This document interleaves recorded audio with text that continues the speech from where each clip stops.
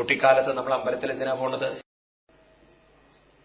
കാര്യങ്ങളെല്ലാം വിചാരിച്ച പോലെ നടക്കാനാണ്, അല്ലേ? അപകടമൊന്നും ഉണ്ടാവരുത്, വിചാരിച്ചൊക്കെ നടക്കണം എന്നുള്ളതാണ്. ആദ്യം അമ്പലത്തിൽ പോകുന്നത് ആഗ്രഹങ്ങൾ നേടാനാണ്. രണ്ടാമത് അമ്പലത്തിൽ പോകുന്നത് നേടിയതൊന്നും നഷ്ടപ്പെടാതിരിക്കാനാണ്. മൂന്നാമത് അമ്പലത്തിൽ പോകുന്നത് ഇനി ചിലതെല്ലാം നഷ്ടപ്പെടാൻ പോകുന്നുണ്ട്, അതൊന്നും അങ്ങനെയൊന്നും നഷ്ടപ്പെടരുത്, താൻ കഷ്ടപ്പെടാതെ ഇനി ഇവിടുന്ന് പോകേണ്ടതുണ്ട് എന്ന് പറയാനാണ്. നമുക്ക് ഓരോ സമയത്തും ഈശ്വരന്റെ പ്രാർത്ഥനയിൽ വ്യത്യാസമുണ്ട്. ഭഗവാനെ കൺഫ്യൂഷനാവും നമ്മളെന്താ പ്രാർത്ഥിക്കുന്നത് എന്നുള്ളത്. കുട്ടിക്കാലത്ത് പ്രാർത്ഥിച്ചതല്ല പിന്നെ 10 കൊല്ലം കഴിഞ്ഞിട്ട് പ്രാർത്ഥിക്കുന്നത്, അല്ലേ? ശരിയല്ലേ? ചിന്തിക്കുന്നയാള് അങ്ങനെ ഈശ്വരാരാധന. പക്ഷെ എന്നിട്ടും ഈ ക്ഷേത്രങ്ങളൊക്കെ ഉണ്ടായിട്ടും ഉപാസനകളൊക്കെ ഉണ്ടായിട്ടും മനുഷ്യൻ മാനസികമായി സ്വസ്ഥനാണോ എന്ന് ചോദിച്ചു കഴിഞ്ഞാൽ ബഹുഭൂരിപക്ഷം ആളുകളും മാനസികമായി സ്വസ്ഥരല്ല. അതിനെന്തായിരിക്കണം കാരണം? അവിടെയാണ് നമ്മുടെ ഋഷീശ്വരന്മാര് കണ്ടെത്തിയത്, ഈശ്വരൻ എന്ന് പറയുന്ന ശക്തിയെ നാം യഥാർത്ഥമായി മനസ്സിലാക്കാത്തടത്തോളം കാലം മനസ്സിൽ യഥാർത്ഥമായ ശാന്തിയും സമാധാനവും കണ്ടെത്താൻ സാധ്യമല്ല. ഈശ്വരനെ ഇപ്പൊ നമ്മൾ സങ്കല്പരൂപത്തിൽ കൊണ്ടു നടക്കുകയാണ് വിഗ്രഹാരാധനയിലൂടെ, അല്ലേ? അതിൽ നിന്ന് നമ്മൾ ശരിയായ വിധത്തിൽ ആരെ മനസ്സിലാക്കണം?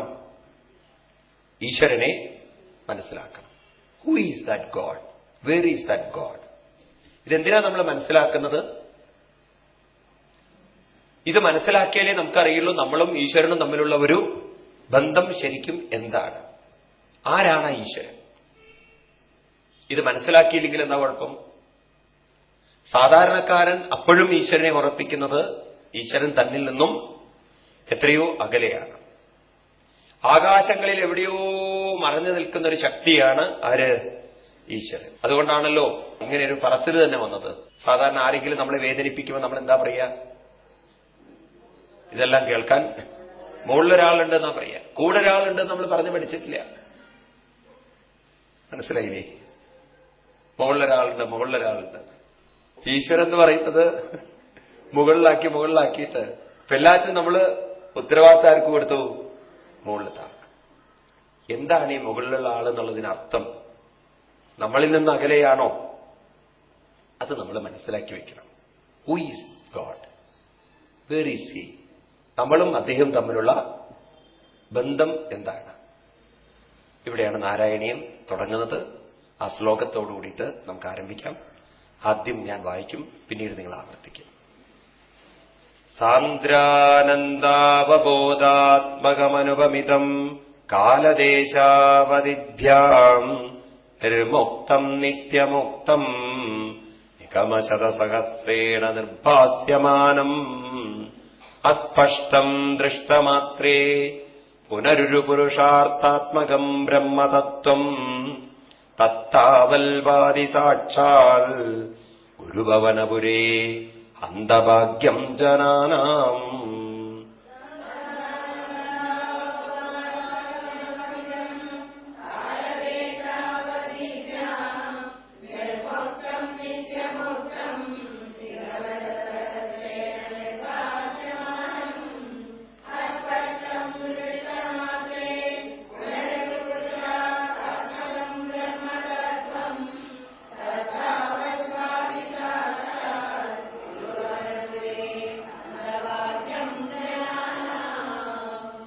ഭഗവാനെ നിർവചിക്കുകയാണ്.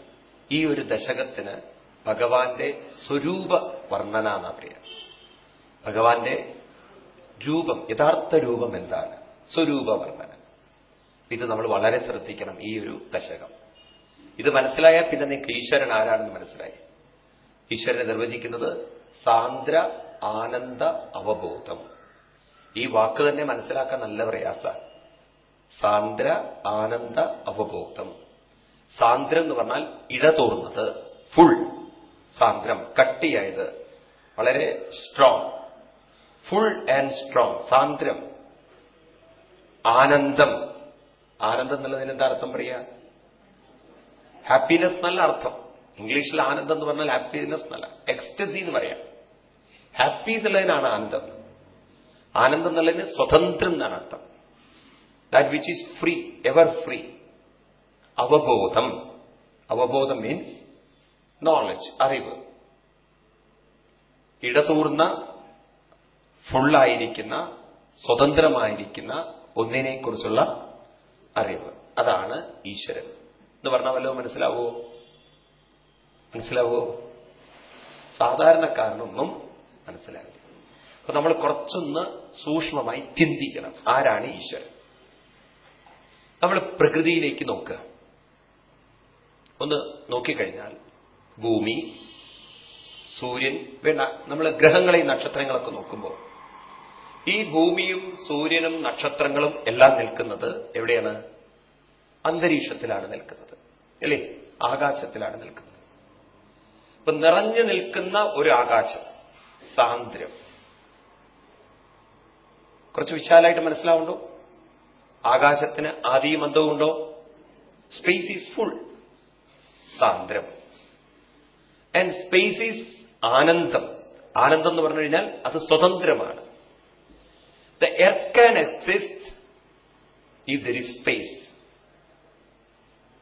ഭൂമിക്ക് നിലനിൽക്കണമെങ്കിൽ ആര് വേണം? സ്പേസ് വേണം. എന്നാൽ സ്പേസിന് നിലനിൽക്കാനോ ഭൂമി വേണോ? കുറച്ച് വിശാലമായിട്ട് ചിന്തിക്കുന്നു. സൂര്യനും ചന്ദ്രനും ഉണ്ടെങ്കിലാണോ സ്പേസ് ഉള്ളത്? അല്ല. സൂര്യനും ചന്ദ്രനും ഇല്ലെങ്കിലും ആരുണ്ട്? സ്പേസ് ഉണ്ട്, സ്വതന്ത്രമാണ്. അപ്പൊ രണ്ടുമുണ്ട്. ഒന്ന് ഫുള്ളാണ്, രണ്ട് സ്വതന്ത്രമാണ്. അപ്പോ സ്വതന്ത്രമായ ഒന്നിലാണ്, സ്വതന്ത്രമായൊരു ആകാശത്തിലാണ് ഭൂമിയും സൂര്യനും നക്ഷത്രങ്ങളും നിൽക്കുന്നത്. പ്രപഞ്ചത്തിൽ നിന്ന് ആദ്യം പഠിക്കേണ്ടുന്ന ഒരു പാഠം എന്താണെന്ന് വെച്ചാൽ, സ്വതന്ത്രമായതിലാണ് സ്വതന്ത്രമല്ലാത്ത വസ്തുക്കൾ നിലനിൽക്കുന്നത്. ഇവിടെ രണ്ട് ഘടകങ്ങളുണ്ട്. ഒന്ന് സ്വതന്ത്രമായതും മറ്റൊന്ന് സ്വതന്ത്രം അല്ലാത്തതും. വാട്ട് ഈസ് വേൾഡ് എന്ന് ചോദിച്ചു കഴിഞ്ഞാൽ ഇതാണ് അതിന്റെ meaning. One is independent, another is not independent. ഒന്ന് റിലേറ്റീവാണ്, ഒന്ന് അബ്സല്യൂട്ടാണ്. ഒന്ന് ഇൻഫിനിറ്റ് ആണ്, മറ്റൊന്ന് ഫൈനൈറ്റ് ആണ്. ഇവിടെയാണ് ഐൻസ്റ്റീൻ ഒക്കെ തിയറി കണ്ടുപിടിച്ചത്. എന്ത്? റിലേറ്റിവിറ്റി. ഒന്ന് റിലേറ്റീവാണ്. എല്ലാ റിലേറ്റീവും നിൽക്കുന്നത് എവിടെയാണ്? സ്പേസിലാണ്. അതാണെങ്കിലോ ഒന്നിനെയും റിലേറ്റ് ചെയ്ത് നിൽക്കുന്നില്ല. അത് കംപ്ലീറ്റ്ലി സ്വതന്ത്രമാണ്. ക്ലിയർ ആണല്ലോ? മനസ്സിലാവുന്നുണ്ടോ നിങ്ങൾക്ക്? അപ്പൊ സ്വതന്ത്രമായ ഒന്നിലാണ്, നിറഞ്ഞിരിക്കുന്ന ഒന്നിലാണ് സ്വതന്ത്രമല്ലാത്ത പരിമിതമായ വസ്തുക്കൾ നിലനിൽക്കുന്നത്. ക്ലിയർ? ക്ലിയർ അല്ലേ? ഇനി നമ്മുടെ ജീവിതത്തിലേക്ക് നമ്മൾ കടന്നു വരിക. പ്രകൃതിയിൽ അങ്ങനെയാണെങ്കിൽ നമ്മളിൽ എങ്ങനെയാണ്? ഈ ശരീരം അത് സ്വതന്ത്രമാണോ? ശരീരം അതിന്റെ നിലനിൽപ്പിന് വേണ്ടി വല്ലവരെയും ഡിപ്പെൻഡ് ചെയ്യുന്നുണ്ടോ? ശരീരം സ്വതന്ത്രമാണോ? ഇതിന് വായു വേണം, കഴിക്കാൻ ഭക്ഷണം വേണം, കുടിക്കാൻ വെള്ളം വേണം. അപ്പൊ ഇത് പ്രകൃതിയെ ഡിപ്പെൻഡ് ചെയ്യുന്നുണ്ട്. എന്നാൽ പ്രകൃതിയെ മാത്രമാണോ അത് ഡിപ്പെൻഡ് ചെയ്യുന്നത്? വേറെ വല്ലതിനെയും ഡിപ്പെൻഡ് ചെയ്യുന്നുണ്ടോ? നിങ്ങളുടെ ശരീരത്തിന്റെ നിലനിൽപ്പിന് വേറെ വല്ലതും വേണമോ? എന്താ വേണ്ടത്? ആഹാരം, വായു, വെള്ളം, അഗ്നി, ഇതൊക്കെ പ്രകൃതിയിൽ നിന്ന് വേണം. പിന്നെന്താ വേണ്ടത്? നിങ്ങൾ രാവിലെ എണീറ്റ് വരണോ? നിങ്ങളുടെ ശരീരം ഉയർന്നു വരണോ? ആരാ നിശ്ചയിക്കുന്നത്? നിങ്ങളുടെ മൈൻഡ് വേണം, മനസ്സ് വേണം, ചിന്തകൾ വേണം, അല്ലേ? സപ്പോസ് നിങ്ങൾ കോമയിലാണെന്ന് വിചാരിക്കുക. നിങ്ങൾ ബോധമില്ലാത്ത അവസ്ഥയിലാണെങ്കിൽ ഈ ശരീരത്തിന് എണീക്കാൻ പറ്റുമോ? അപ്പൊ നിങ്ങളുടെ ശരീരത്തെ എണീപ്പിക്കാൻ ആര് വേണം? ഒരു മനസ്സ് വേണം, തീർച്ചയായിട്ടും. ഇനി ശരീരം എന്ത് പ്രവർത്തിക്കണം എന്ന് നിശ്ചയിക്കാൻ,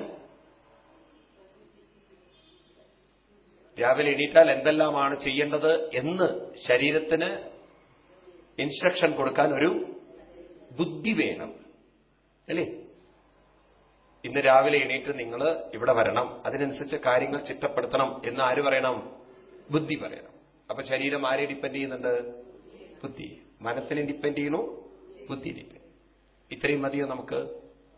പോരാ. ഇനി എന്ത് വേണം? ഇത്രയും മതി എങ്കിൽ നമ്മളും ഡെഡ് ബോഡിയും തമ്മിൽ വ്യത്യാസമില്ല. ഉണ്ടോ? വ്യത്യാസമുണ്ടോ? അപ്പൊ നമുക്ക് ഡെഡ് ബോഡിയിൽ നിന്ന് വ്യത്യസ്തമായ ഒന്ന് നമ്മുടെ ഉള്ളിലുണ്ട്. അതാണ് ഈ ശരീരത്തിൽ നിറഞ്ഞിരിക്കുന്നൊരു ചൈതന്യം ഉണ്ടല്ലോ. അപ്പോ ഉള്ളിൽ നിറഞ്ഞിരിക്കുന്നൊരു ചൈതന്യം, ഒരു ബുദ്ധി, മനസ്സ്, ഇതെല്ലാം ആരെ പ്രവർത്തിക്കാൻ പ്രേരിപ്പിക്കുന്നുണ്ട്? ശരീരത്തിന്. ക്ലിയറാണ്. അപ്പൊ ശരീരം സ്വതന്ത്രമല്ല. മനസ്സ് സ്വതന്ത്രമാണോ? അല്ല. മനസ്സിന് പോലും നിലനിൽക്കണമെങ്കിൽ ഒരു വശത്ത് ശരീരവും വേണം, മറുവശത്ത് ഉള്ളിലൊരു ബുദ്ധിയും വേണം, ഉള്ളിൽ ചൈതന്യം വേണം. ബുദ്ധിയും സ്വതന്ത്രമല്ല. എന്നാൽ ഉള്ളിൽ നിറഞ്ഞിരിക്കുന്ന ചൈതന്യം സ്വതന്ത്രമാണോ? അതെങ്ങനെ നമുക്കറിയാം ഈ ചൈതന്യം സ്വതന്ത്രമാണോ അല്ലേ എന്നുള്ളത്? നാം ശാസ്ത്രങ്ങളെ അംഗീകരിക്കണം ആദ്യം. കാരണം അത് നമുക്ക് പ്രാക്ടിക്കലി പ്രൂവ് ചെയ്യാൻ സാധ്യമല്ല. ആത്മഹത്യ ചെയ്താൽ എന്താ സംഭവിക്കുക എന്നുള്ളത് എങ്ങനെയാ പറഞ്ഞു കൊടുക്കുക?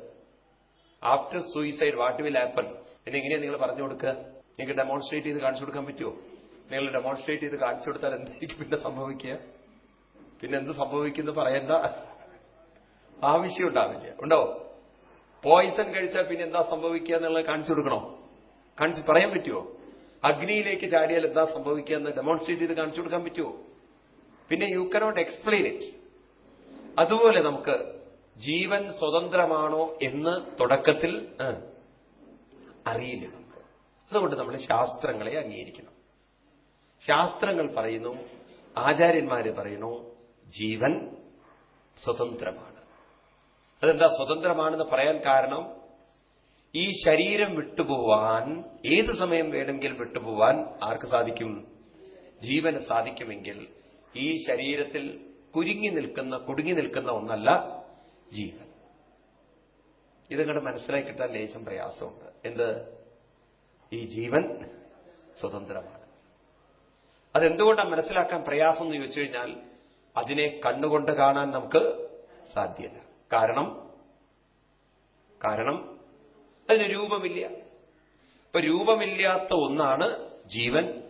അത് ഈ ശരീരത്തിൽ സ്വതന്ത്രമാണെന്ന് നമ്മൾ അങ്ങോട്ട് ഉറപ്പിച്ച് വിശ്വസിക്കണം. എന്തിനു വിശ്വസിക്കണം നമ്മൾ? കാരണം എപ്പോ വേണമെങ്കിലും ഈ ജീവന് ശരീരത്തെ വിട്ടുപോവാൻ സാധിക്കുമെങ്കിൽ ജീവൻ എപ്പോഴും എന്തായിരിക്കണം? കുറെ യുക്തി കൊണ്ടേ നിങ്ങൾക്കത് വിശ്വസിക്കാൻ പറ്റും. പ്രാക്ടിക്കലി നിങ്ങൾക്ക് പ്രൂവ് ചെയ്യാൻ സാധ്യമല്ലത്. മനസ്സിലായില്ലേ?